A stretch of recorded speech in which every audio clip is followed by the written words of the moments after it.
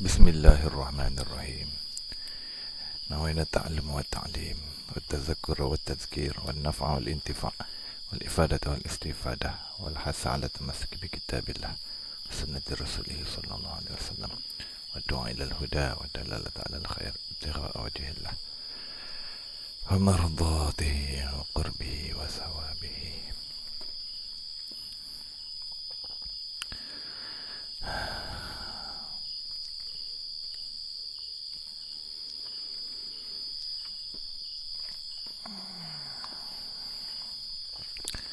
Assalamualaikum warahmatullahi wabarakatuh.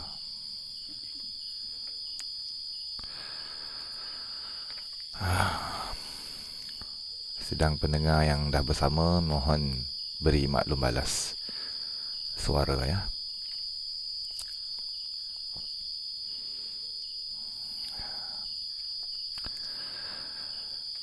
إلى حضرة النبي المصطفى رسول الله صلى الله عليه وسلم وآله الكرام وأصحابه العظام، إلى كافة الأنبياء والمرسلين والأولياء والشهداء والصالحين والعلماء العاملين، وأرواح مشايخنا ووالدينا ومشايخهم ووالديهم، ولجميع المسلمين والمسلمات والمؤمنين والمؤمنات الأحياء منهم والأموات، وخصوصا للمصنف هذا الكتاب الإمام محي الدين أبو زكريا يحيى بن شرف النووي وأصوله وما ينتسب إليه أجمعين، وخصوصا لهذه النية ولكل نية الخير والسلامة في الدين والدنيا والآخرة. شيء لله ولهم الفاتحة. أعوذ بالله من الشيطان الرجيم. بسم الله الرحمن الرحيم. الحمد لله رب العالمين الرحمن الرحيم مالك يوم الدين إياك نعبد وإياك نستعين اهدنا الصراط المستقيم صراط الذين أنعمت عليهم غير المغضوب عليهم ولا الضالين. Amin. Terima kasih Abang Khalid, terima kasih Tuan Mim Fauzi di atas maklum balas. Alhamdulillahi Rabbil Alamin wa bihi nasta'in ala umuri dunya wad din, wassalatu wassalamu ala sayyidina wa maulana Muhammadin sayyidil mursalin wa khatamin nabiyyin wa syafi'il muznibin wa ala alihi wa ahli baitihi wa azwajihi wa zurriyatihi wa ashabihi wa tabi'in wa tabi'i tabi'in lahum bi ihsanin ila yaumiddin. Salatan wa salaman tasliman katsiran bi rahmatika ya arhamar rahimin. Subhanallah walhamdulillah wa la ilaha illallah Allahu akbar. La hawla wa la quwwata illa billahil aliyyil azim. عدد كل حرف كتب أو يكتب أبد الآبدين ودهر الداهرين أرحم الراحمين. سبحانك لا علم لنا إلا ما علمتنا إنك أنت العليم الحكيم. يا معلم الحكمة علمنا، يا معلم الحكمة علمنا، يا معلم الحكمة علمنا. اللهم علمنا ما جهلنا وذكرنا ما نسينا. اللهم إنا نستودعك ما علمتناه فاردده إلينا عند حاجتنا إليه ولا تنساناه يا رب العالمين. ربي يسر ولا تعسر يا كريم، ربي التمم بالخير، ربي زدنا علما وارزقنا فهما وألهقنا بالصالحين. اللهم فقنا في الدين وعلمنا التأويل. ربي اشرح لنا صدورنا ويسر لنا أمورنا واحلل عقدة من ألسنتنا يفقهوا أقوالنا. ولا حول ولا قوة إلا بالله، لا حول ولا قوة إلا بالله، لا حول ولا قوة إلا بالله. Di buku Gawa.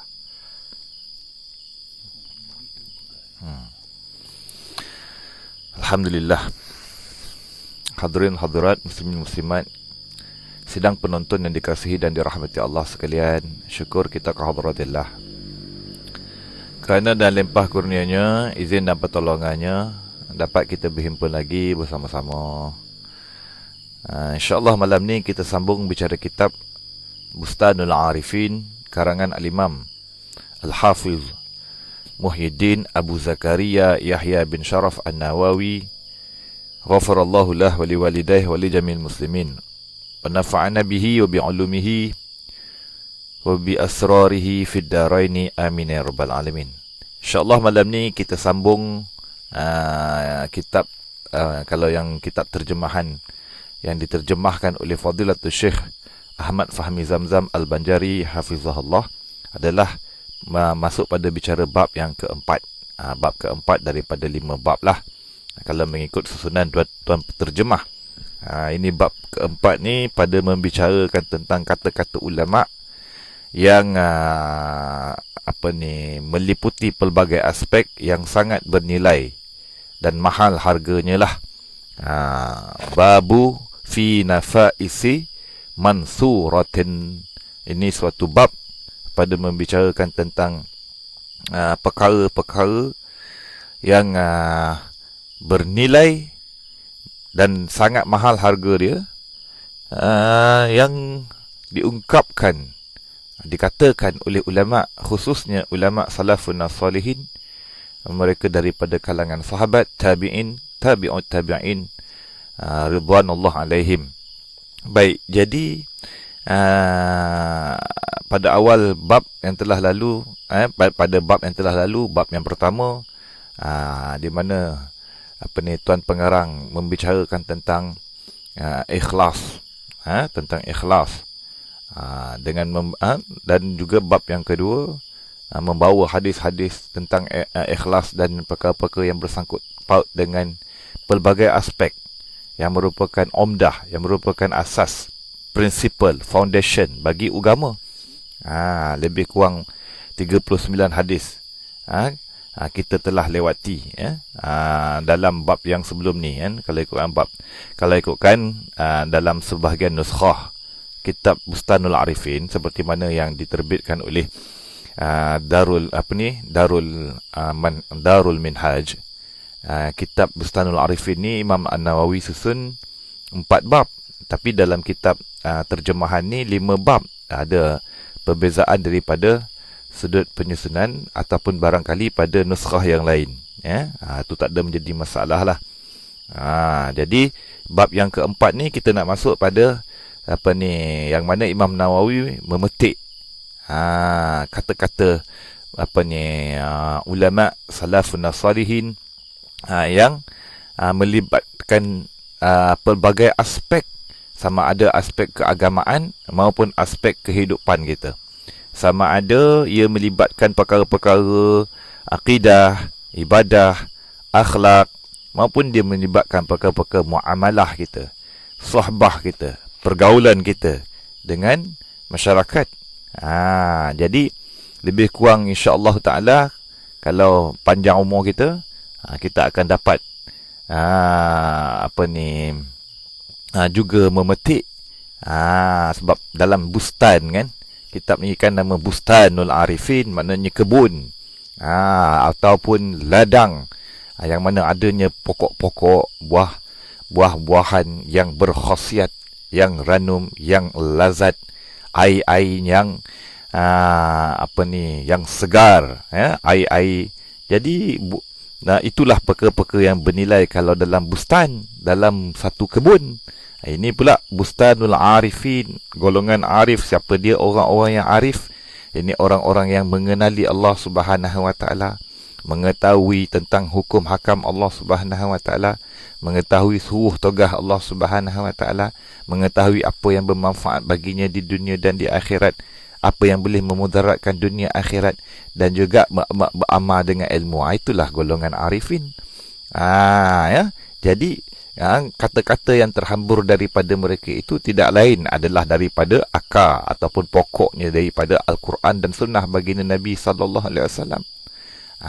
Namun apabila mereka menjalani berpegang tamasuk bis sunnah, bil Quran, bil kitabi was sunnah Rasulullah sallallahu alaihi wasallam, maka terbitlah pada mereka itu buah-buahan pula.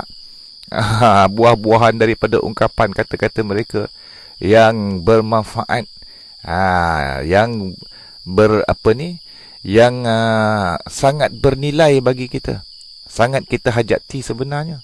Maka saya berharap pada bab yang keempat ini, insya-Allah taala, saya dan tuan-tuan, puan-puan, hadirin hadirat sedang pendengar yang dikasihi dan dirahmati Allah sekalian, bolehlah mengambil bab kata orang ni 9 tu, singkap daun ambil buahnya. Amalkanlah kalau dah tahu kan. Jadi lebih kurang dalam 59 lah. 59, ada yang panjang, ada yang pendek, pelbagai aspek, sama ada ibadah maupun adat, sama ada kehidupan maupun keagamaan. Kita tengok pada kitab tu. Kata Imam An-Nawawi rahimahullah ta'ala, rawaina fi sahih al-Bukhari rahimahullah qala Ammar radhiyallahu anhu, salasun man jama'ahunna qad jama'al iman al-insafu min nafsik wa bazlus salam lil alam wal infaqu minal iqtar. Baik. Pertama, diriwayatkan dalam kitab Sahih Al-Bukhari rahimahullah taala bahwasanya Sayyidina Ammar bin Yasir radhiyallahu anhu pernah berkata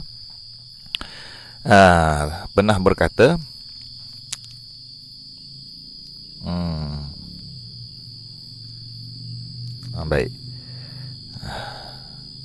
Sesiapa yang dapat menghimpunkan tiga perkara ini, bermakna ia telah menghimpunkan segala bahagian iman. Dia telah menghimpunkan segala bahagian keimanan. Maknanya sempurnalah keimanan tu apabila dia menghimpunkan tiga perkara ini. Pertama dia apa? Al-insafu min nafsik wa bazlus salam lil alam wal infaqu minal iqtar. Yang pertama, Tuhan penterjemah dengan kata menyedari hakikat diri sendiri. Menyedari hakikat diri sendiri ni dengan kata lain, kalau kita tengok dalam kitab Bustanul Arifin yang versi Arabnya, Imam An-Nawawi sebut al-insaf min nafsihi. Apa makna insaf? Depan nanti akan diterangkan lah.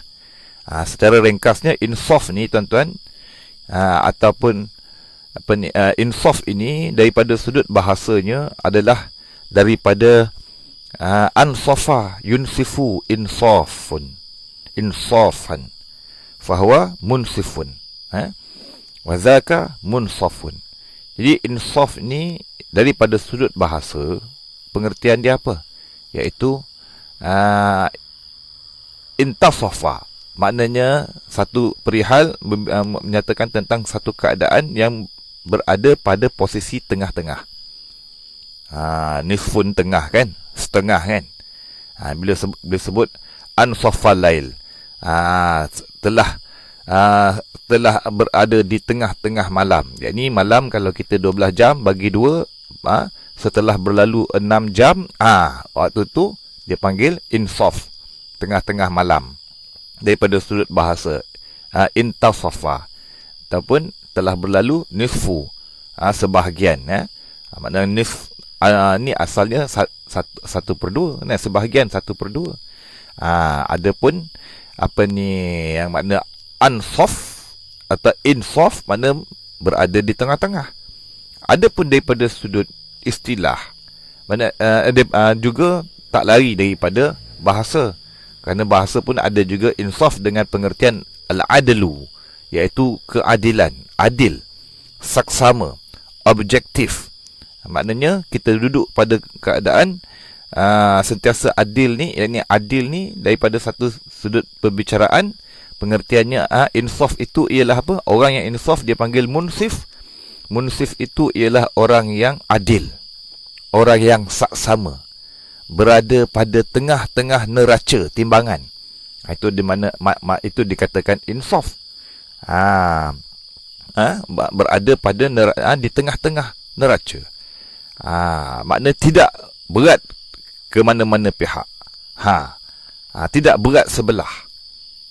Tidak ringan sebelah. Ataupun yang duduk pada, dia panggil yang hampir pengertian juga al-iqtisad.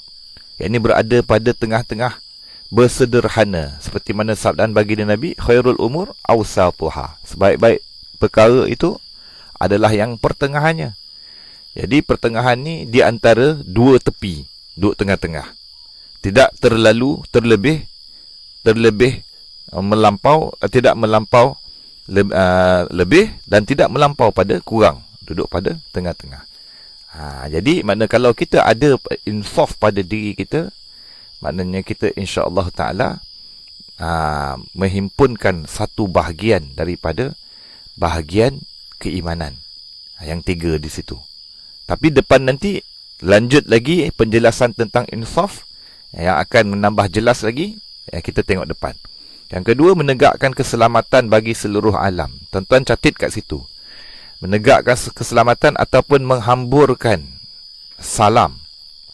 Salam bahasa Arab, bahasa Melayu dengan makna apa? Ucapan ataupun doa kesejahteraan. Bagi seluruh alam. Alam yang dimaksudkan ialah An-nas, manusia. Manusia. Maknanya menghamburkan, memberikan salam kepada manusia juga akan diterangkan depan. Dan yang ketiga, suka menderma walaupun dalam keadaan fakir. Baik, sebenarnya dalam tiga perkara tersebut telah terhimpun segala kebaikan dunia dan akhirat, kata Imam Nawawi. Qultu qad jama'a Ammarun radhiyallahu anhu fi hadhihi kalimat khairatid dunya wal akhirah. Wa ala hadhihi salasi madarul Islam. لأن من أنصف من نفسه فيما لله تعالى وللخلق عليه ولنفسه عليه من نصيحتها وصيانتها فقد بلغ الغاية في الطاعة. Baik, jadi sebenarnya kata Imam Nawawi, aku berkata kan, kata Imam Nawawi, sesungguhnya Ammar radhiyallahu anhu telah menghimpunkan pada ini kata-kata dia ini kebaikan, segala kebaikan dunia dan akhirat. Dan di atas tiga inilah merupakan paksi agama Islam. Kenapa? Dijelaskan. Pertama, kita tengok apabila seseorang menyedari hakikat dirinya sendiri, maknanya insaf tadi tu. Baik, tadi terlepas pandang. Jadi insaf dalam pengertian bahasa Melayu, orang Melayu sebut insaf kan. Saya telah insaf. Jadi kalau insaf yang itu, bahasa Melayu tu, makna bahasa yang telah diimport, tetapi kita masyhur di sisi kita orang Melayu dengan pengertian yang lain. Pengertiannya apa? Itu kesedaran. Insaf tu dengan makna sedar. Sedar ya. Jadi mungkin penterjemah juga menterjemahkan dekat sini dengan pengertian insaf di sisi orang Melayu. Wallahu a'lamu bissawab. Menyedari tu hakikat diri sendiri, sedar. Maknanya sedar, menyedari kesilapan, menyedari salah silap. Itu maknanya, ataupun menyedari tanggungjawab. Itu dia panggil insaf dalam bahasa Melayu. Adapun insaf dalam bahasa Arab, tuan-tuan, maknanya apa? Adil, saksama, objektif. Beres ya? Kalau ada muskil, boleh tanya tuan-tuan, tulis dekat ruangan komen. Tapi kadang-kadang ruangan soalan-soalan tu tak appear ataupun lambat. Yelah kan, kita kan jauh-jauh belaka. Baik, insya-Allah taala tengok depan. Allahumma salli ala sayyidina Muhammad wa ala alihi wasahbihi wasallam. Jadi apabila seseorang itu menyadari hakikat sendiri, makna dengan kata lain, apabila seseorang itu insaf, adalah seorang yang adil. Adil ni tuan-tuan, kalau nak diperincikan panjang lebar, malam ni kita tak bergerak cerita kata-kata yang lain. Kata kat pertama ni je lekat kita, kerana perbicaraannya panjang lebar. Tapi kita tidak bercadang, kerana tuan pengarang pun tidak memanjang. Kalau tuan-tuan nak memanjang, tuan-tuan boleh lihat perbahasannya dalam kitab-kitab yang mutawalat tentang istilah adil. Kerana adil ni ada daripada perspektif yang lain. Seperti ada riwayat daripada periwayatan. Dengan makna adil daripada sudut syahadah, penyaksian. Kerana adil juga disyaratkan, menjadi syarat pada periwayatan, pada persaksian, penyaksian. Seperti penyaksian akad, nikah, sumpah dan seumpamanya saksi. Jadi adil dekat situ tu dengan erti kata perihal yang seseorang yang tidak melakukan dosa-dosa besar, tidak berkekalan melakukan dosa kecil, dan tidak melakukan perkara-perkara yang mencacatkan maruah harga dirinya. Itu dipanggil adil. Daripada sudut situ, lainlah perbahasan itu daripada sudut fiqh tu. Maknanya ada beberapa bahagian pula kita manusia. Ada yang adil tu paling tinggilah. Bawah pada adil makna tak adil. Tak adil ni orang yang ada buat dosa besar tapi tak bertaubat. Orang yang ada melakukan dosa kecil berkekalan tu tak adil lah tu. Tak adil. Atau minta maaf, maknanya tak adil jatuh daripada status adil tu kepada tak adil, bawah pada dia kan. Maknanya iaitu orang yang melakukan perkara yang khariqul muru'ah, perkara-perkara yang mencarikan harga diri dia. Makan tengah-tengah jalan, pakai baju tak kena tempat, pergi masjid pakai seluar Hawaii walaupun tutup aurat. Jadi itu jatuh perkara-perkara antara perkara-perkara yang khariqul muru'ah, yang mencarikan maruah. Jadi kalau kita buat, kita jatuh status kita tu daripada adil jatuh jadi tidak adil. Kemudian kalau kita buat dosa besar tak bertaubat, ataupun kita buat dosa kecil berkekalan, berkekalan maintain di atas dosa kecil, maka kita jatuh kepada status fasik. Tu 3 tu. Makna orang-orang yang beriman, tu 3. Sama ada adil paling tinggi, kemudian bawah dia tu tak adil, kemudiannya bawah pada tak adil tu fasik. Tu cerita lain. Kembali. Jadi apabila seseorang kita menyedari hakikat dirinya sendiri, maknanya insaf, dia berlaku insaf. Terbit daripada diri dia tu sifat insaf, pertengahan, adil, saksama, objektif. Sentiasa mencari kebenaran, mengikut kebenaran. Tidak ada ketaksuban, keangkuhan, tengok depan. Maknanya menyedari hakikat dirinya sendiri dan ia mengetahui akan hak-hak Allah. Maknanya ini antara orang yang nak ada anak insaf, dia mestilah tahu hak-hak Allah Ta'ala. Hak-hak Allah tu makna apa? Kewajipan-kewajipan yang Allah Ta'ala ataupun perkara-perkara yang Allah Ta'ala tuntut ke atas diri dia. Tu satu. Kemudiannya terhadap orang lain, hak-hak orang lain. Apa pula perkara-perkara yang wajib kita pelihara, yang kita dituntut oleh Allah juga, supaya kita pelihara hubungan kita dengan orang lain. Apa?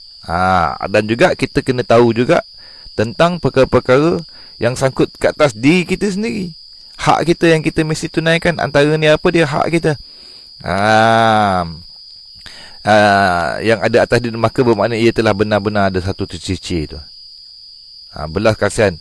Dan juga mengetahui hak ataupun kewajipan bagi diri dia sendiri. Tuan-tuan tambahlah kalau tercicir. Nampak gaya tercicir itu, maka bermakna maknanya mengetahui hak Allah Ta'ala yang mesti ia tunaikan. Kemudiannya mengetahui hak orang lain. Dan kemudian yang ketiga, tercicir itu, mengetahui hak dirinya sendiri. Kewajipan yang dia kena lunaskan ke atas diri dia sendiri. Apa dia? Daripada perkara-perkara yang mengelokkan diri dia dan memelihara diri dia. Makan, minum, pakai ubat-ubat, mengelakkan daripada perkara mudarat terhadap diri dia sendiri. Jadi bila seseorang itu, kata Imam An-Nawawi rahimahullah ta'ala, faqad balaghal ghayata fi ta'ah, maka sesungguhnya dia telah sudah sampai ke tingkatan yang paling tinggi di dalam kesedaran, atau tuan-tuan catat situ, iaitu di dalam amal ketaatan. Dia mencapai tingkatan, maknanya dia mencapai kepada kemuncak. Ghayah makna penghujung. Kemuncak. Kemuncak ketaatan terhadap Allah SWT ialah taat terhadap Allah SWT ni. Ini buat yang disuruh, tinggal yang ditegah.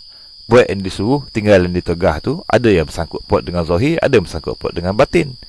Dan kemudian ada yang bersangkut paut dengan Allah, ada yang bersangkut paut dengan makhluk, ada yang bersangkut paut dengan diri kita sendiri. Jadi kalau kita himpun belaka semua tu, maka sesungguhnya kita telah mencapai kepada kemuncak amal ketaatan. Baik. Kemudiannya yang kedua, yang daripada 3 perkara yang disebut oleh Sayyidina Ammar bin Yasir, radhiyallahu anhu. Apa dia? Iaitu tentang wa bazlus salam lil alam. Wa qawluhu wa bazlus salam lil alam huwa bi fathil lam, yakni an-nas, al-alam. Yakni dibaca dengan baris atas lam itu al-alam. Kalau baca al-alim, makna orang yang berilmu. Al-alam di situ ada beberapa pengertian. Antara pengertiannya yang lain, sesuatu selain Allah. Al-alam juga dengan pengertian makna apa dia? Manusia, an-nas. Jadi kata Imam Nawawi, ini menegakkan keselamatan, mengandungi supaya menyebarkan salam kepada seluruh lapisan masyarakat, sama ada yang dikenali atau tidak, seperti sabda Rasulullah sallallahu alaihi wasallam, wa taqra'us salam ala man arafta wa man lam ta'rif. Baik, nanti. Jadi kata Imam Nawawi rahimahullah taala, ini adalah sebahagian daripada akhlak yang mulia. Wa hadza min a'zami makarimil akhlaq. Wa huwa mutadamminun li salamati minal ma'adati wal ahqad wa ihtiqarin nas wa takabburi alaihim wal irtifa' fawqahum. Jadi Perkara yang kedua ni, daripada 3 perkara ni adalah daripada sebesar ataupun semulia-mulia akhlak mulia lah. Kerana dia mengandungi keselamatan, kesejahteraan daripada permusuhan dan hasad dengki. Depan tu ada terjemahan tu. Perkara kedua ini juga bermakna lenyap atau hilangnya sifat takabur terhadap manusia dan tidak mengangkat diri daripada mereka. Takabur ni dengan makna apa? Kita memandang hina kepada orang. Dan mengangkat diri, pandang mulia pada diri sendiri. Itu dia panggil al-kibru. At-takabburu wal-istikbar. Ia merupakan maksiat, dosa, dosa batin ya, dosa besar. Takabur ni jangan main-main. Kalau dia zahir kat luar, dosa zahir pula. Dalam hati tak zahir kat luar je dah berdosa. Na'udzubillah. Tak jauhlah kita daripada al-kibru ni. Maknanya meninggi diri, arrogant. Maknanya kita tu memandang diri kita mulia dan kita memandang orang lain hina. Kita memandang diri kita ni ahli syurga, kita memandang orang lain tu ahli neraka. Na'udzubillah.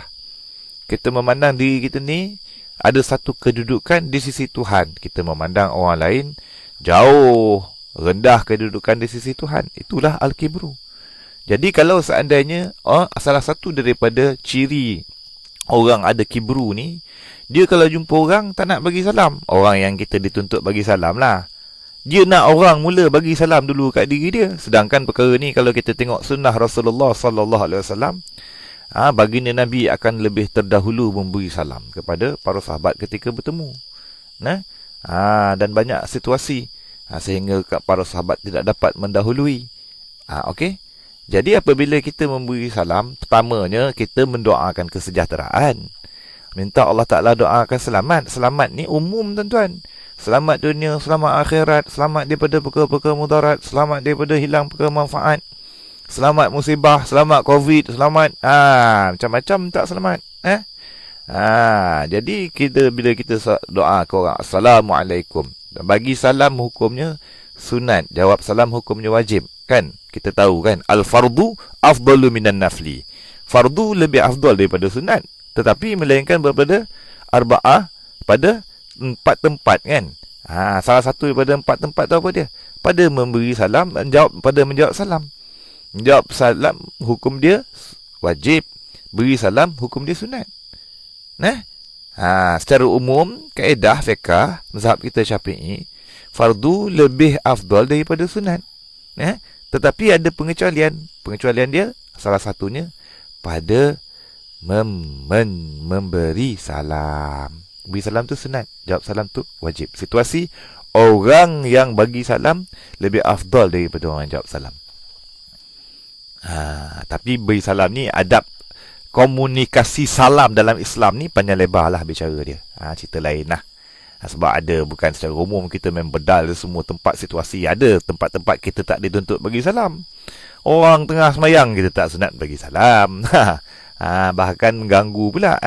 Ada kalanya kita ditegah, bagi salam kepada perempuan ajnabi, one by one. Kita lelaki ajnabi bagi salam dekat perempuan yang asing, dan boleh menimbulkan fitnah. Itu cerita lain panjang lebar. Namun secara umum baginda Nabi tuntut kita pada kita menyampaikan salam, menyebarkan salam sesama umat Islam, bukan setakat orang yang kita kenal aja, tuan-tuan. Ini salah satu petanda akhir zaman. Kenapa hari ini kita hanya bagi salam ke orang yang kita kenal ya. Orang kita tak kenal, kita tak bagi salam. Jadi kita biasakanlah. Saya seru diri saya sendiri dan tuan-tuan yang dikasih sekalian. Ada sebagian guru kita dulu, dia kata, kau kena catat sehari mesti ada minimal 10 orang bagi salam. Kalau kita orang yang keluar lah, tak duduk rumah nak bagi salam, macam mana kan? Jadi bagi salam, kita jumpa orang, kita keluar kepada masyarakat, kita masuk lift pergi pasar dan seumpamanya, jumpa orang, kita hamburkan salam. Ini antara perkara yang awal baginda Nabi SAW anjurkan supaya buat waktu jejak kaki di bumi Madinah. Baginda Nabi SAW masa peristiwa hijrah, antara kata-kata awal baginda Nabi ungkapkan sampai di bumi Madinah ni kepada umat pada ketika itu apa dia? Iaitu baginda Nabi kata apa? Wa afshus salam wa at'imut ta'am. Bagi salam, bagi makan orang yang berhajat, nescaya engkau akan masuk syurga. Masuk syurga, negeri keselamatan. Jadi kenapa? Kerana pada rahsia di sebalik ungkapan salam ni tuan-tuan, kita bagi doa ke orang. Kemudiannya kita mengikis sifat takabur tu, ada tuan pengarang sebut, terjemah tu. Perkara kedua ini juga bermakna lenyap atau hilangnya sifat takbur terhadap manusia dan tidak mengangkat diri daripada mereka. Kita memandang orang lain lebih mulia daripada kita. Kita sentiasa merendahkan diri. Jadi bebas daripada pemusuhan, hasad dengki, hina orang lain, besar diri di hadapan orang lain, masa tinggi diri daripada darjat orang lain. Akhir, yang ketiga, suka menderma walau dalam keadaan fakir. Jadi walaupun kita dulu dalam keadaan kita berhajat, tapi kita suka menderma. Ini kepada yang memerlukan. Derma dekat sini ni, bila kita sebut derma, orang kita Melayu ni dah jadi khusus pengertian dia. Kita nampak sedekah saja. Sedangkan kalau dalam bahasa Arab dia sebut dengan lafaz yang lebih umum, infak. Infak ni maknanya apa? Bahasa Melayu makna kata belanja. Belanja ni dia meliputi belanja-belanja yang wajib, belanja-belanja yang sunat. Jadi bila kita berbelanja, walaupun kadang kita berhajat kepada perbelanjaan tersebut, tetapi kita mendahulukan, terutamanya orang-orang di bawah tanggungan kita, isteri kita, anak-anak kita. Kita perlukan, kita beri pula kepada dia dahulu. Mengutamakan mereka yang di bawah tanggungan kita dan juga orang lain. Maka ini adalah merupakan kemuncak kemurahan diri seseorang. Kemuncak kemurahan diri seseorang. Perkara ni Allah Ta'ala berikan dalam Quran. Allah Ta'ala puji orang yang berlaku kisah ni pada zaman hijrah juga. Pada masa hijrah tu kan, ada sahabat-sahabat yang muhajirin, tak ada rumah, dia bagi. Tak ada isteri, diceraikan isteri yang mereka yang berpoligami tu supaya ada isteri. Maknanya kadang-kadang makna makan minum keperluan tu mereka berhajat, tapi mereka beri. Mengutamakan sehingga diri sendiri pun ala kadar ataupun tak lepas. Itu kisah tu Allah Ta'ala puji dalam firman Allah Ta'ala dalam surah Al-Ashura, dalam surah Al-Hasyr, wa yu'siruna ala anfusihim walau kana bihim khassasah. Mereka mampu melebihkan orang lain atas diri mereka, beri prioriti terhadap orang lain.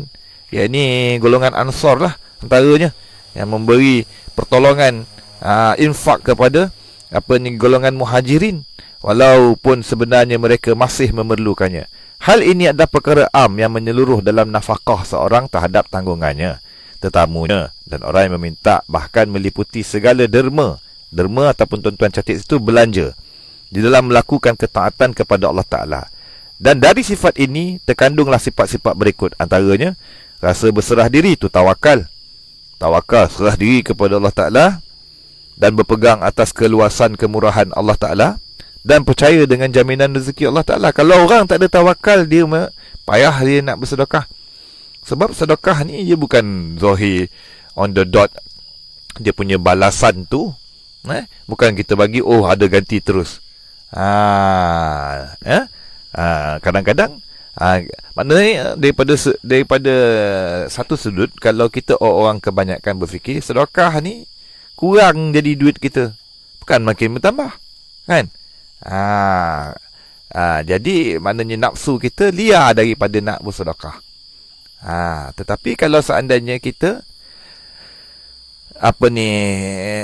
kerana apa kita jadi begitu, nafsu dia tu kerana kita tidak ada sifat tawakul, tidak ada pergantungan hati kita terhadap Allah. Bahkan kita bergantung kepada duit kita, bergantung kepada simpanan kita. Sedangkan kalau kita ada tawakul, yang mana tawakul pula iaitu dia adalah merupakan di belakang akidah kita, kepercayaan kita, keimanan dan keyakinan kita terhadap Allah Subhanahu Wa Taala sebagai pemberi rezeki. Dan Allah Subhanahu Wa Taala telah mengatur, dan Allah Subhanahu Wa Taala telah menyampaikan melalui lisan baginda Nabi sallallahu alaihi wasallam perintah supaya kita infak, dan Allah Taala ganti balik. Bahkan di dunia lagi Allah Taala dah ganti dah. Di akhirat lebih lagi ganjaran infak ni. Jadi maknanya kalau kita boleh berinfak, bahkan terkadang waktu kita memerlukan, tetapi ada orang yang lebih memerlukan, kesempitan, kita korbankan, maka yang itu tu adalah menunjukkan tawakal, dan juga kepercayaan kita yang kuat terhadap jaminan rezeki daripada Allah. Dan kedua, menerbitkan rasa zuhud. Sifat zuhud ni dah berkali-kali kita jelaskan. Zuhud terhadap dunia dan tidak menyimpan harta benda, tidak terlalu memikirkan dengan urusan, apatah lagi rasa bangga dan suka menyimpan harta benda yang banyak. Kiranya banyak lagi rahsia yang terkandung dalam ucapan Sayyidina Ahmad tadi, tetapi hanya sekadar ini saja huraian ringkas yang dapat disebutkan di sini. Baik. Jadi inilah dia. Jadi yang terakhir tu maknanya pada kita suka berbelanja, walaupun kita memerlukannya, juga menunjuk boleh mendidik kita ataupun boleh menerbitkan sifat zuhud pada diri kita, iaitu kita dingin terhadap dunia, kita tak suka kepada dunia ini dan kita berpaling daripadanya, dan kita hanya mengambil perkara-perkara keduniaan sekadar darurah, sekadar hajat, habis. Jadi inilah dia, dikatakan kalau kita menghimpunkan tiga perkara ni, maka sebenarnya kita telah menghimpunkan segala bahagian keimanan. Baik. Jadi kemudiannya kata yang kedua tu, qal musannif rahimahullah taala, nafa'na bi ulumin fid daraini amin ya rabbal alamin.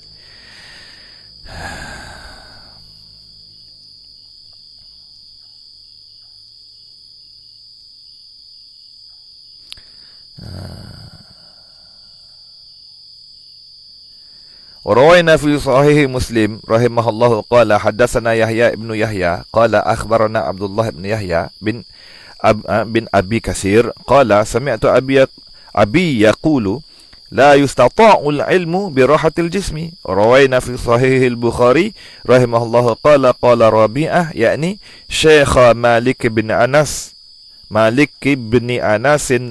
الإمام رضي الله عنهما لا ينبغي لمن عنده شيء من العلم أن يضيع نفسه. Baik. Yang kedua diriwayatkan dalam kitab Sahih Muslim rahimahullah taala daripada Abi Yahya bin Abi Katsir berkata, artinya tu sebenarnya ilmu itu tidak akan dapat dicapai dengan kerehatan badan.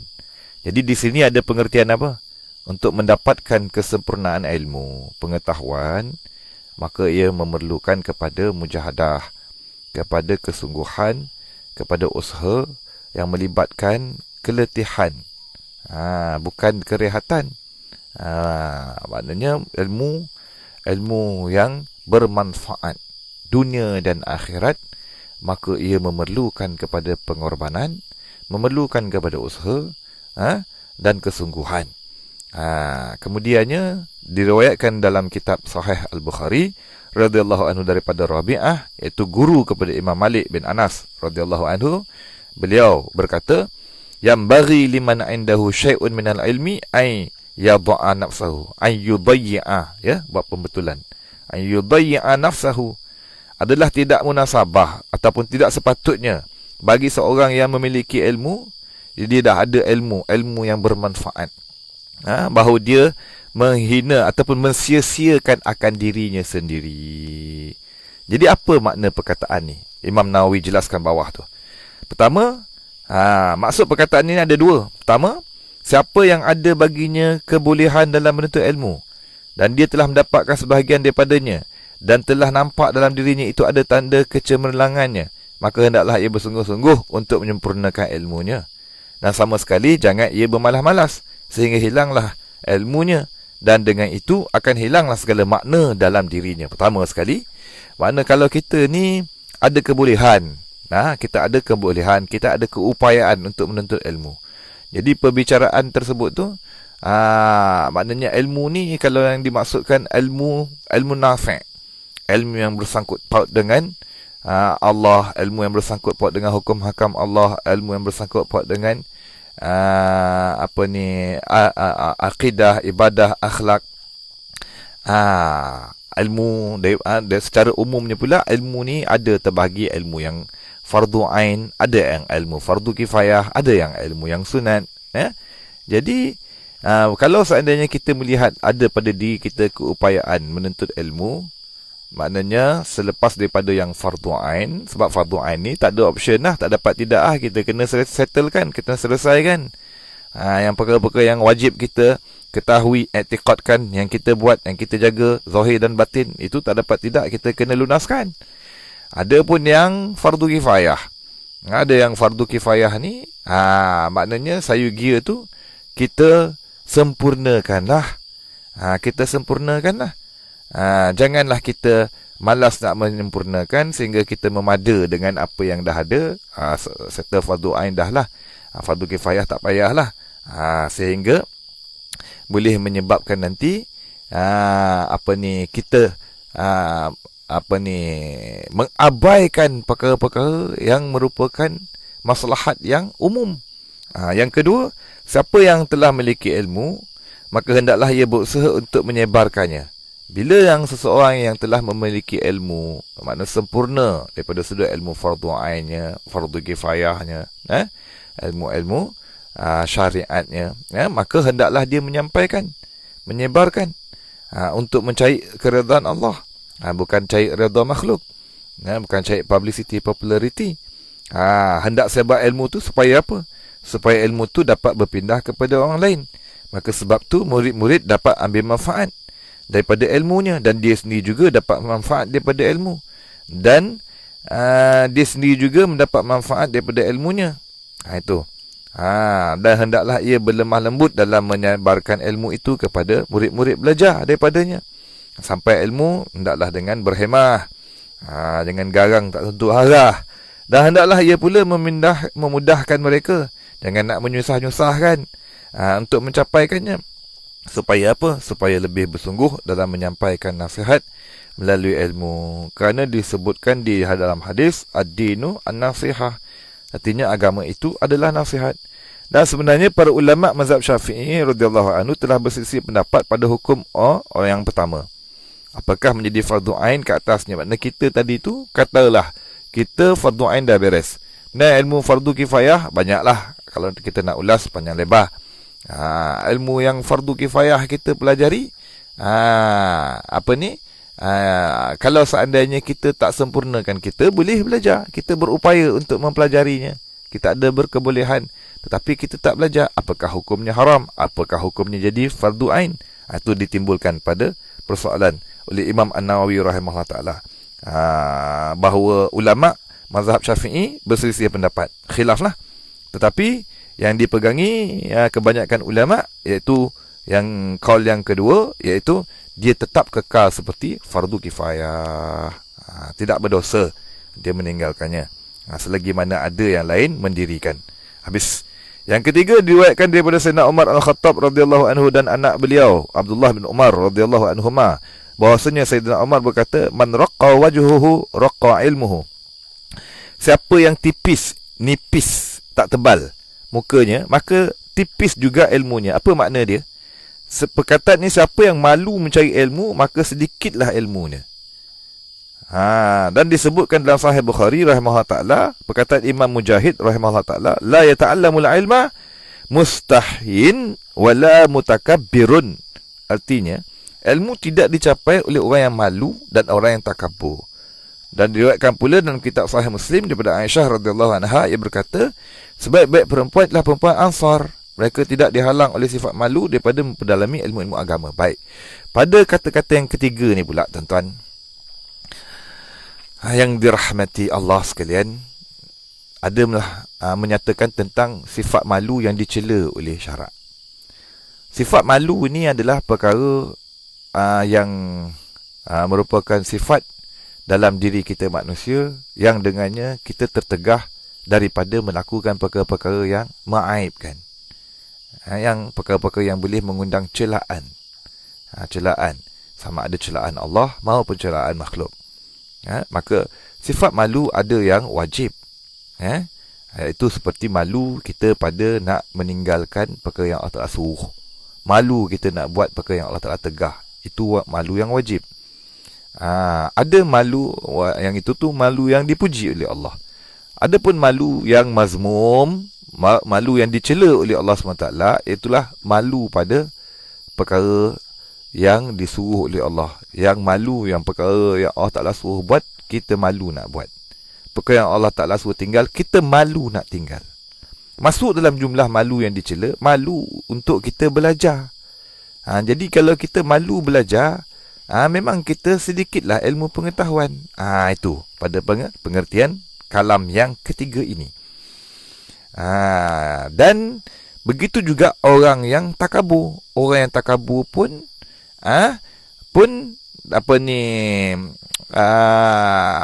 sehingga menyebabkan dia tu meninggalkan menuntut ilmu yang fardu ke atas diri dia, maka itu juga adalah merupakan dicela oleh Allah SWT dan berdosa. Jadi orang yang takabur juga susah nak dapat ilmu.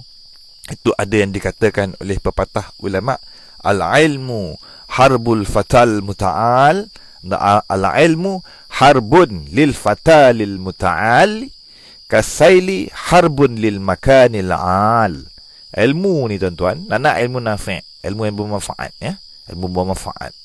Tak kira lah ilmu manfaat dunia apa ke akhirat ke. Lebih-lebih lagi ilmu yang bermanfaat akhirat, ilmu-ilmu agama ni, dia merupakan suatu peperangan dengan orang yang tinggi diri, orang yang arrogant, orang yang egois, orang yang takabur. Seperti mana kasaili, air yang mengalir. Air mengalir, dia harbun merupakan berperang dia tu dengan lil makanil ali, bagi tempat yang tinggi. Tuan-tuan tengok atas dunia ni, mana ada air mengalir daripada bawah naik ke atas. Memancut tu air pancut tu cerita lain, jangan lu buruk. Air dia resam, air ni mengalir daripada atas ke bawah. Itu sebablah air kat tempat atas biasanya kurang air, bawah banyak air. Tempat yang paling banyak air, tempat yang paling rendah sekali. Pasal kita ukur aras ketinggian bumi ni daripada aras laut. Laut lah paling banyak air. Jadi begitulah tuan-tuan, tempat tinggi kurang air. Kita realitinya, kalau kita ni ada takabur, ada kibru, ada mukabarah kita ni tuan-tuan, maka kita ni susah dapat ilmu. Habis. Maka saya kira yang sepatutnya kita tu tawaduk, merendah diri lah.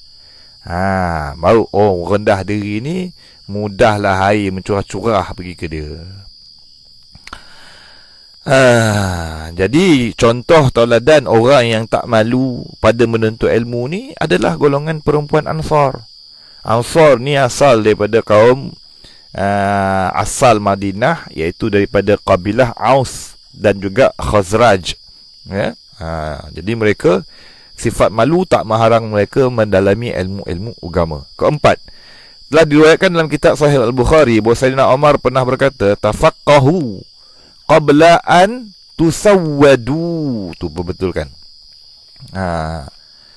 Jadi kata seterusnya yang sangat bernilai pesanan daripada Sayyidina Umar Al-Khattab radhiyallahu anhu, tafaqqahu qabla an tusawwadu. Hendaklah kamu memperdalami ilmu sebelum kamu menjadi pemimpin. Belajar dulu. Kenapa? Tengok depan maksud dia tu.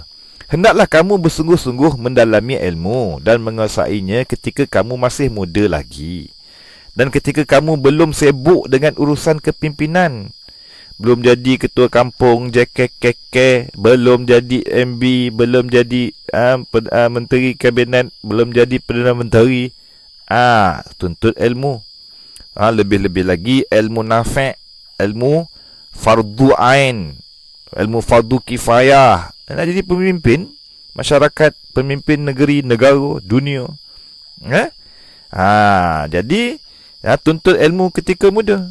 Tuntut ilmu ketika belum sibuk dengan urusan kepimpinan, sebelum umur kamu mencapai dewasa. Apabila kamu sudah dewasa dan kamu telah menjadi pemimpin yang diikuti, ramai pengikut dah, pengaruh pun kuat, masyhur, Ketika itu kamu sudah tidak dapat belajar lagi. Sebab pertama, sebab terlalu sibuk dengan macam-macam urusan. Sibuk lah, busy. Status WhatsApp, Facebook sentiasa busy. Always. Busy, sibuk je lah. Macam-macam kesibukan. Sibuk tu, kalau Imam Al-Ghazali kata sibuk, dua-dua sibuk. Satu sibuk zahir, dua sibuk batin. Zahir sibuk bekerja, batin sibuk berfikir. Sibuk lah. Nak jadi pemimpin, Masya Allah, Tabarakallah. Makan pun tak tentu, tidur pun tak tentu. Dia pemimpin kadang kuih-kuih, congkung muka. Sibuk. Tak dan dah nak belajar dah waktu tu. Ni dia. Lagi. Dan kamu merasa angkuh dah bila dah jadi pemimpin, termasuk dalam jumlah ni juga dah jadi ustaz. Makna masuk dalam jumlah pengertian, belajarlah sungguh-sungguh sebelum kita jadi ustaz. Sebelum kita tu jadi penceramah bebas, sebelum kita ramai pengaruh pengikut. Sebab bila dah ramai pengaruh pengikut, kita tak sedar terangkat diri kita tu, kita menjadi arrogant. Kita menjadi orang yang ada kibrun dalam hati kita, orang yang takabur, meninggi diri.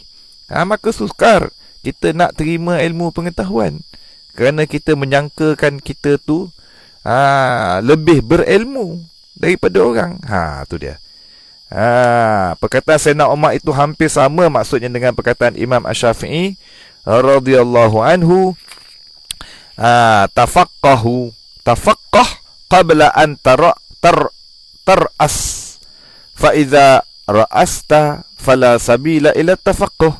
Sungguh bersungguhlah kamu mengaji. Mengaji ni makna apa? Catat situ. Yakni mendalami ilmu agama. Mendalami ilmu agama. Fiqh ni ada fiqhul akbar, ada fiqhul asghar. Kalau ikut Imam Abu Hanifah kan, fiqh itu al-fiqhu. Kalau ikut Imam Abu Hanifah, al-fiqhu tu kefahaman agama. Ada yang akbar, yang besar, melibatkan akidah, tauhid. Dan ada yang melibatkan yang ibadah, tu dipanggil ilmu fiqhu al-asghar. Jadi tapi kita, masyarakat kita umumnya, kalau Malaysia ni bila sebut fiqh dah terbayang kita tu bicara ibadah lah. Ibadah, muamalah, menakahah, jinayah. Namun lebih umum lagi, fiqh ini tuan-tuan, al-fiqhu tafahhumu syai' ba'da syai'. Memahami, mendalami, memperdalamkan pengajian, pemahaman sesuatu selepas sesuatu. Itu dipanggil tafaqquh. Tafaqquh fid din ni, nak pada agama adalah merupakan pintu kebaikan. Wa may yuridillahu bihi khaira, kata baginda Nabi SAW, siapa-siapa yang Allah Ta'ala nak bagi dia kebaikan dunia dan akhirat yang banyak kepada dia, yufaqihu, nescaya Allah Ta'ala menjadikan dia, memberikan dia kefahaman yang mendalam fiddin, pada agama. Bila sebut agama, tak lari dah daripada bicara iman, Islam, ihsan, akidah, ibadah, akhlak. Tu dia. Jadi belajar sungguh-sungguh lah sebelum daripada kita nak jadi ustaz ke, nak jadi pemimpin ke. Sebab apa pula? Dah jadi ustaz, jadi pemimpin, payah dah kita nak belajar. Sibuk satu hal. Yang paling kita takuti, ada ujub, ada takabur diri kita, habislah, terbataslah kita, tertutuplah pintu kita nak berjalan untuk nak mengaji, mendalami pengajian. Mengaji ni bukan mengaji Quran je, mendalami pengajian. Kelima, telah meriwayatkan oleh Imam Al-Hafiz Abul Baqa rahimahullah ta'ala daripada Imam Al-Junaid Al-Baghdadi rahimahullah ta'ala. Beliau berkata, aku mendengar Imam As-Sari As-Saqati berkata, aku tidak suka mati di tempat yang aku dikenali, kerana aku bimbang tanah tidak mahu menerima jasadku. Maka ketika itu aku akan menjadi malu. Imam Sari As-Saqati berkata lagi, sungguhnya aku melihat hidungku 2 kali sehari, kerana aku takut mukaku sudah bertukar menjadi hitam legam. Masya Allah. Yang kelima ni tuan-tuan, kata-kata daripada Imam Sari As-Saqati, Imam As-Sari As-Saqati rahimahullah ta'ala, adalah mengisyaratkan, memberi faedah tentang tawaduk, tentang merendahkan diri, tentang muhasabah diri, tentang tidak meninggi diri, seperti yang sebelum ini. Apabila tidak meninggi diri, apabila kita dapat mengatasi sifat ujub dan meninggi diri, maka kita menyedari bahawa diri kita ini ada serba-serbi kekurangan yang telah lampau, ada dosa-dosa dan kesalahan. Maka kita tidak pasti lagi Allah Ta'ala ampuni ataupun terima sudah amalan kita tu. Menyebabkan kita berada dalam ketakutan kerana kita tahu tentang diri kita. Adapun kalau kita tu dan kepada orang lain pula, kita tak tahu hakikat mereka. Walau zahir mereka nampak macam mereka walaupun pada zahir sekarang ini mereka itu orang yang fajir, yang jahat, hatta orang kafir sekalipun, kita tak tahu kesudahan.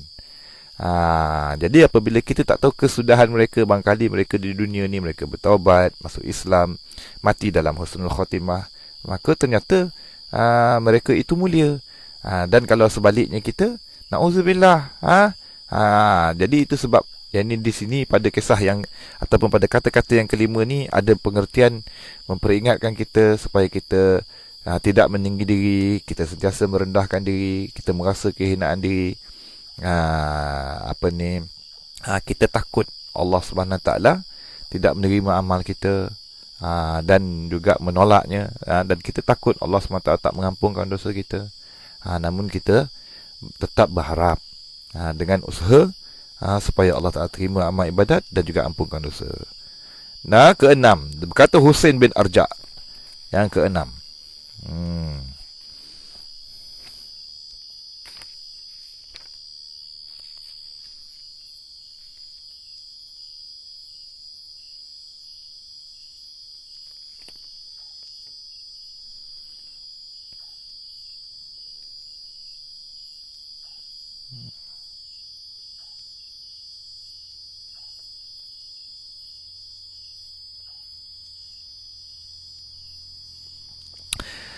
وبهذا الإسناد إلى الخطيب قال حدثنا علي بن القاسم قال سمعت أبا الحسين ابن أرجك يقول خير المواهب العقل وشر المصائب الجهل. Baik. Yang keenam ni dengan sanad yang sebelumnya, ni kata-kata ni semua bersanad, tinggal lagi tuan penterjemah setelah awal bagi tahu kan, beliau meringkaskan sanad tu, makna tidak bawa datang untuk nak terus direct kepada maqal, kepada kata-kata ulama tersebut lah. Jadi yang ini ni daripada siapa dia? Daripada Husain bin Arjak rahimahullah ta'ala. Kata beliau, sebahagian daripada pemberian Allah yang indah, sebahagian atau kata lain antara. Sebahagian ni jangan kita faham 1/2, tak semesti 1/2. Kalau bahasa Melayu separuh tu 1/2. Kalau sebahagian ni kadang-kadang 1/10 pun sebahagian. Jadi sebahagian ni daripada beberapa bahagian yang banyak. Jadi sebahagian daripada pemberian Allah yang indah itu, apa dia? Pemberian Allah yang indah ataupun sebahagian daripada khairul mawahib. Dengan ayat lain kita boleh tulis itu sebaik-baik anugerah Allah. Ya. Tuan-tuan boleh catat.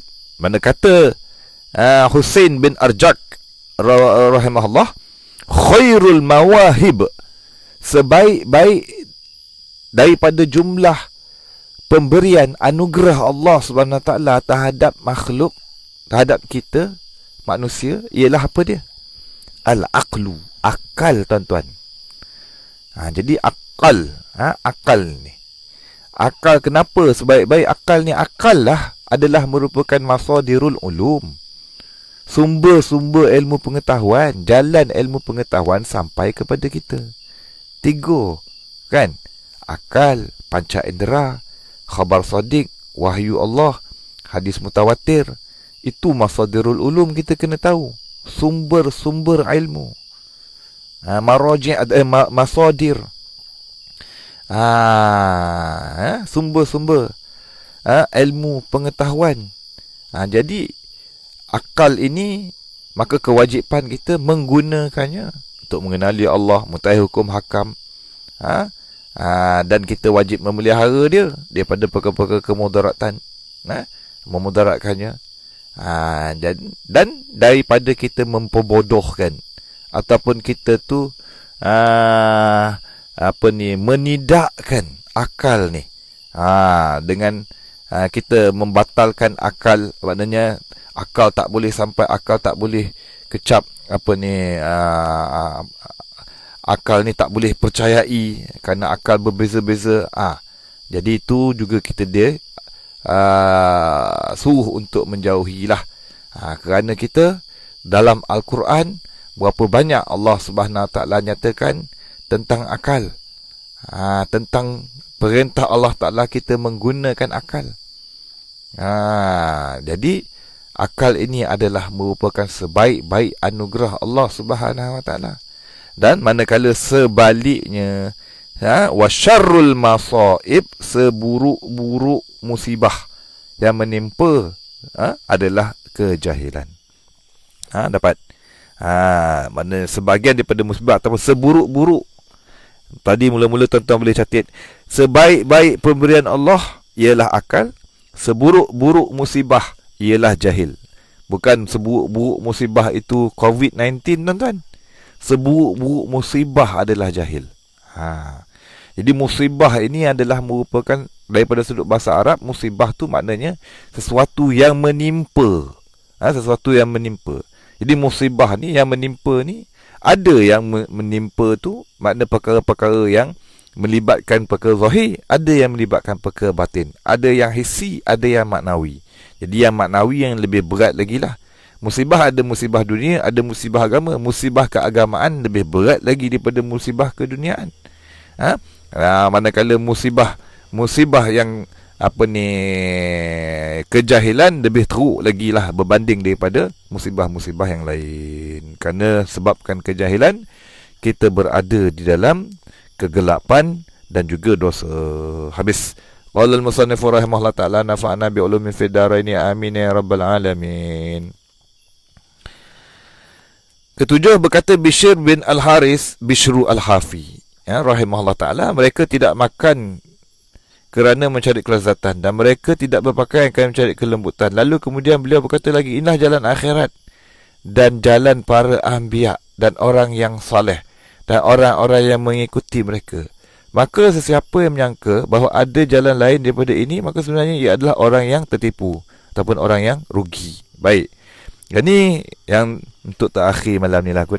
Sampai yang ketujuh je lah.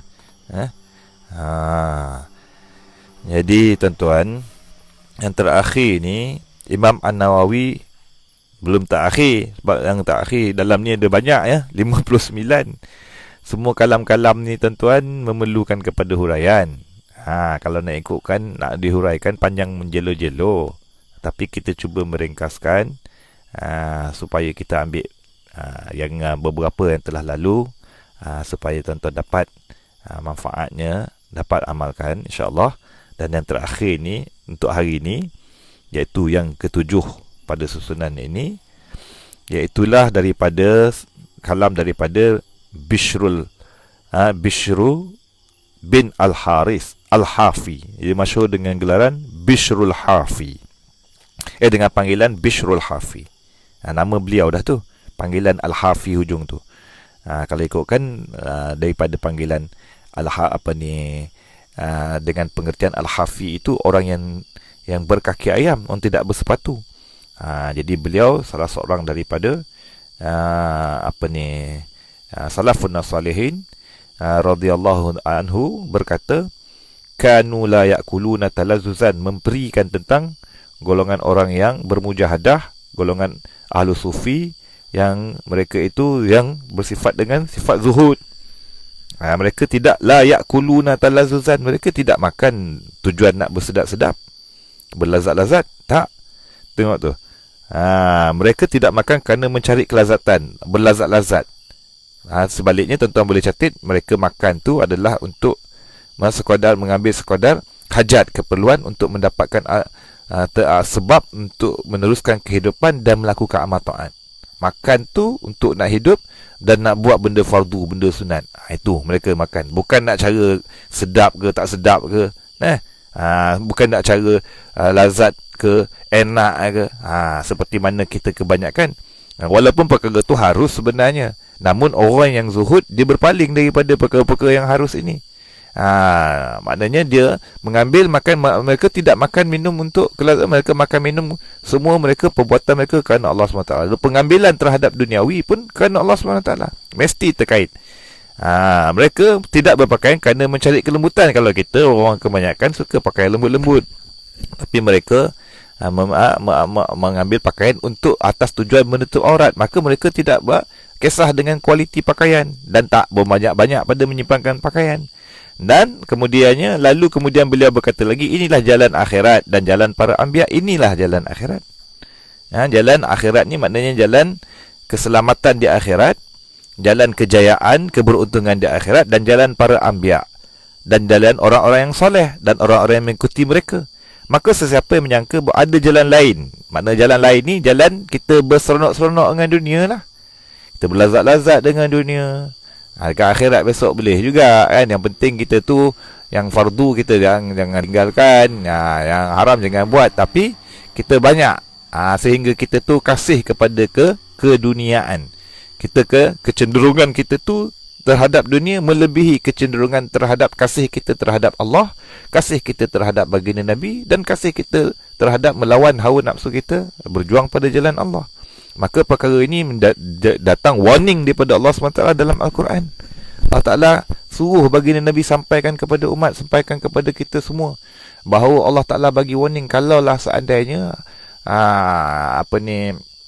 ibu bapa kita, anak-anak kita, pasangan kita, anak-anak kita, harta benda kita, perniagaan kita, tunggangan kenderaan apa semua tu, kalau kita semua lebih kita kasih, tempat tinggal kita lebih kita kasih, berbanding kasih terhadap Allah, kasih terhadap Rasul, kasih terhadap melawani hawa nafsu, maka fatarabbasu, tunggulah sehingga datanglah pembalasan daripada Allah Ta'ala. Dan akhir Allah Ta'ala nyatakan, Allah Ta'ala tidak memberi petunjuk hidayah kepada orang-orang yang fasik. Maka kita, kalau seandainya kita mengasihi dunia lebih daripada kasih terhadap Allah, maka menjatuhkan kita ke dalam kefasikan. Lebih daripada kasih kita terhadap Allah, terhadap Rasul, dan melawan hawa nafsu, maka jatuh kita ke dalam kefasikan. Maka oleh itu tuan-tuan, maka inilah dikatakan oleh Bishr ibni Al-Haris, bahawa jalan kita untuk mendapat kasih Allah SWT, redha Allah SWT, kelepasan hari kemudian, dan juga keberjayaan, keberuntungan besar dengan kenikmatan yang berkekalan, adalah dengan melalui jalan kezuhudan. Ini antara perkara yang penting. Dengan kata lain tuan-tuan, ketahuilah, bila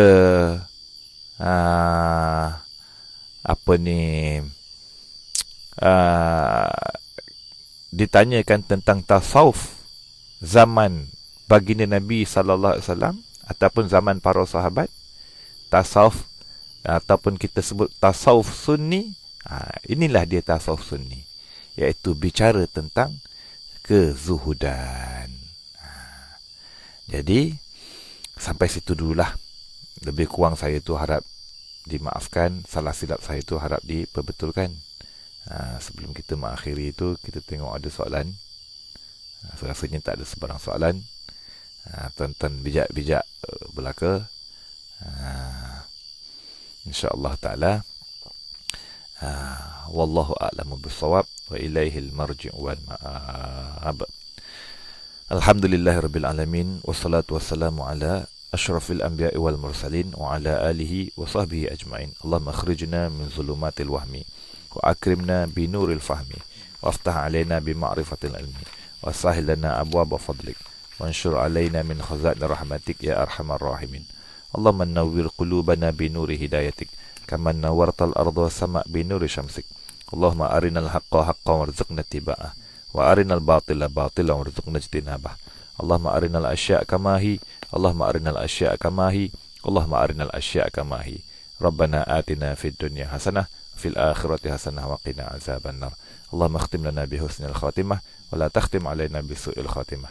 Wa sallallahu ala khairi khalqihi Sayyidina Muhammad wa ala alihi wa sahbihi wasallam wa azziqna halawatal iman bima ja'a bihi walhamdulillahi rabbil alamin. Taqabbalallahu minna wa minkum. Kepada yang mengucapkan terima kasih, kita ucapkan sama-sama kasih. Jazakumullahu khairal jaza. Bismillahirrahmanirrahim. Wal asr innal insana lafi khusr illa allazina amanu wa amilus solihat wa tawasaw bil haqqi wa tawasaw bis sabr. Subhanakallahumma bihamdika asyhadu an la ilaha illa anta astaghfiruka wa atubu ilaik. Wabillahi taufiq wal hidayah. Assalamualaikum warahmatullahi wabarakatuh.